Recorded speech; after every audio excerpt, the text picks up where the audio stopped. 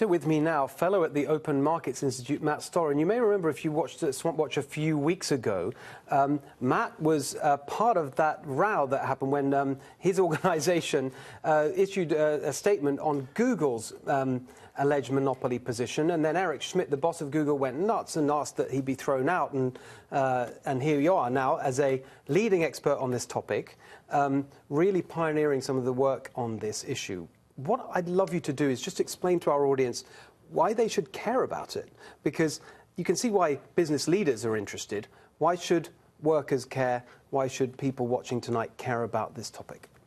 Well, first of all, thanks for having me, and thanks for talking about this. And the question of monopoly is fundamentally a question of control. So let me just give you a couple of statistics. 80% of airline seats are controlled by just 4 airlines. Half of the entire beer market is controlled by one Brazilian private equity group. Facebook and Google control 75% of online advertising. This is the flow of information between and among citizens. Amazon controls the book market, and on down the line. In every segment of the American economy, from glasses to earthquake insurance, you see a concentration of power and control in the hands of a few.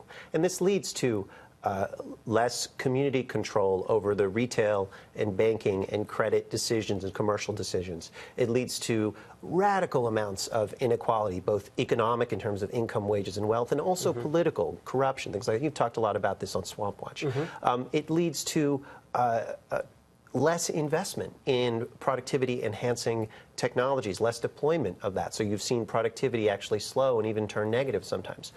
Almost every single problem of American, not politics, but political economy can be traced to rising concentration, which is really a post-1978, post-1982 phenomenon. So just to be really simplistic about it, you think it's clearly, from what you said, this is getting worse? Oh, yeah. And it's about controlling citizens, it's about controlling communities, it's about preventing people from being able to compete, form businesses, trade with each other, sell their labor at fair prices, and so on and so forth. So let's look at one aspect of it. You mentioned inequality, and you just talked about labor. So let's look at a really kind of fundamental issue for people, their income, their wages, what they're paid. How does this issue of antitrust affect that? Well, that's a great question.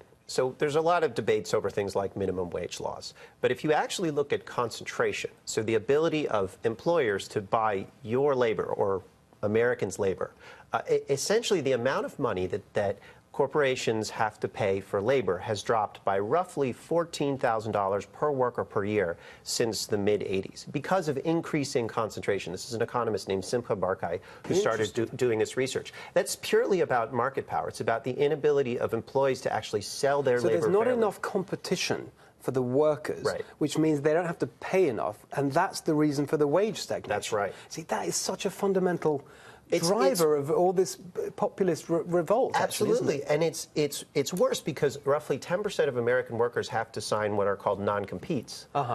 Non-compete agreements. It's in the title. They can't actually compete to sell their labor. Well, explain that a bit. Just put it into a very practical terms. You work for a company, and you sign a contract that says you sign one of these non-compete. What does that exactly mean? It says you're not allowed to go and work for a competitor for a certain amount of time. Oh, so that keeps the wages down because they're not allowed to offer you a higher salary to go and join them. So how much of the economy does that affect? What proportion of workers are affected by non-compete? Well, that's about 10% of the economy. And it's not just where you might expect it, like scientific and technical jobs where there might be some trade secret arrangements. It's things like fast food workers. And I'm sorry, but there is no compelling reason why a fast food worker who works at Arby's shouldn't be able to go and work at McDonald's. It's outrageous. It's just an abrogation of political liberty. That's all it is. So it's really interesting because, as you say, we talk about minimum wages and everything, but it sounds like on that and so many other issues, this question of antitrust and concentration of power could be the answer.